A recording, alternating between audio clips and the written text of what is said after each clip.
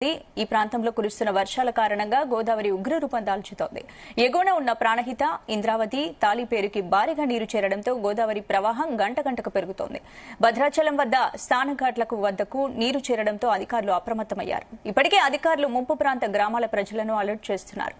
వరద పెరుగుతున్న నేపథ్యంలో అప్రమత్తంగా ఉండాలని, సురక్షిత ప్రాంతాలకు వెళ్లేందుకు సిద్దంగా ఉండాలని జిల్లా కలెక్టర్ జితేష్ వి పాటిల్ హెచ్చరికలు జారీ చేశారు.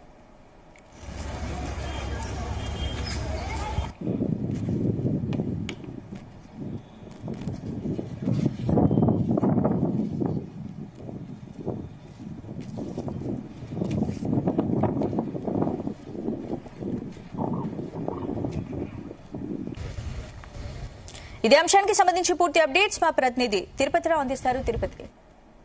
గుడ్ మార్నింగ్ స్పందన. ఏదైతే భద్రాచలం వద్దైతే గోదావరి నీటి మట్టం అయితే ఉరకలు వేస్తుందని చెప్పాలి. గంటకు పెరుగుతూ అయితే ఉగ్రరూపం దాల్చుతుంది. దీంతో అధికారులు అయితే అప్రమత్తమయ్యారని చెప్పాలి. నిన్న రాత్రి 11 గంటల వరకు 38.8 అడుగుల వద్దకు చేరుకోగా ఈ రోజు ఉదయం 8 గంటల వరకు 40.80కి చేరుకున్నట్లు కూడా సిడబ్ల్యూసి అధికారులు అయితే తెలిపిన పరిస్థితి అయితే ఉంది.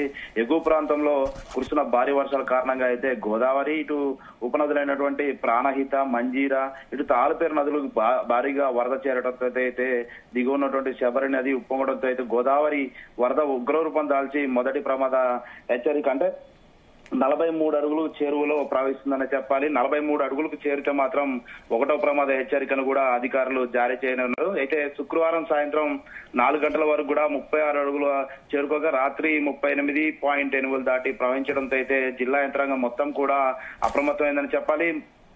మొదటి ప్రమాద హెచ్చరికకు ప్రవహించడంతో అయితే ఎగువ ప్రాంతం నుంచి వస్తున్నటువంటి వరదలకైతే గోదావరి ఉప్పొంగటం అధికారులను కంటి మీద కునుకు లేకుండా చేస్తుందని చెప్పాలి. గోదావరి పరివాహక ముంపు ప్రాంతాల్లో ఉన్నటువంటి గ్రామాల్లో రెవెన్యూ, ఇటు పోలీసు అధికారులు అయితే గ్రామస్తులు అయితే అప్రమత్తం చేస్తూ ఇటు హెచ్చరికలు కూడా జారీ చేస్తున్న పరిస్థితి అయితే గోదావరి గంటకి పెరుగుతుండటంతో అయితే ముంపు ప్రాంతాల్లో ఉండేటువంటి గ్రామాలు ప్రజలను అయితే అప్రమత్తంగా ఉండాలని అయితే తెలుపుతున్నారు. అత్యవసర పరిస్థితులు అయితే సురక్షిత ప్రాంతాలకు తరలి వెళ్లేందుకు కూడా ప్రజలు సిద్ధంగా ఉండాలని అయితే అధికారులు అయితే హెచ్చరిస్తున్న పరిస్థితి అయితే మరోపక్క వరద ఉధృతి ఎక్కువగా ఉన్న నేపథ్యంలో అయితే ప్రజలు ఎవరు కూడా గోదావరి నది ప్రవాహ ప్రాంతాలకు వెళ్లకూడదని ఇటు పోలీసులు కూడా హెచ్చరిస్తున్నారు. మరోపక్క ఏదైనా అత్యవసరం అయితే కూడా 100కి డయల్ చేసి మాకు పోలీసు సమాచారం ఇవ్వాలంటూ కూడా ఇటు పోలీసు అధికారులు కూడా తెలుపుతున్న పరిస్థితి ఉంది.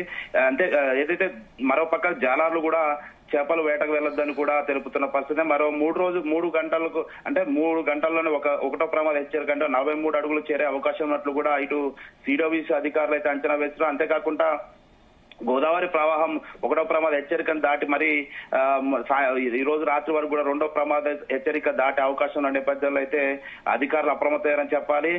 ఇది దిగు ఉన్నటువంటి ఈ యొక్క పురుషోత్తపట్నం సంబంధించి అయితే అయ్యప్ప కాలనీ కావచ్చు, ఇటు సుభాష్ నగర్ ముంపు ప్రాంతాల్లో ఉన్నటువంటి ప్రాంత ప్రజలను కూడా ఇటు హెచ్చరికలు జారీ చేస్తున్నారు. మరో పక్క అయితే ఉన్నటువంటి ఏదైతే ఆలయ పరిసర ప్రాంతాల్లో ఉన్నటువంటి షాపింగ్ మాల్ లో కూడా ఈ యొక్క స్లూయిజ్లు వస్తున్న నేపథ్యంలో అయితే అక్కడ కూడా అధికారులు అయితే వాళ్ళని అప్రమత్తం చేస్తున్న పరిస్థితి. ఏదేమైనా ఈ రోజు ప్రవాహం ఇట్లానే కొనసాగితే మాత్రం ఈ రోజు రాత్రి వరకు కూడా 2 అడుగులు అంటే 48 అడుగులు దాటితే 2వ ప్రమాద హెచ్చరికను కూడా జారీ చేయనట్లయితే తెలుస్తుంది స్పందన. Right, thank you Tirupati.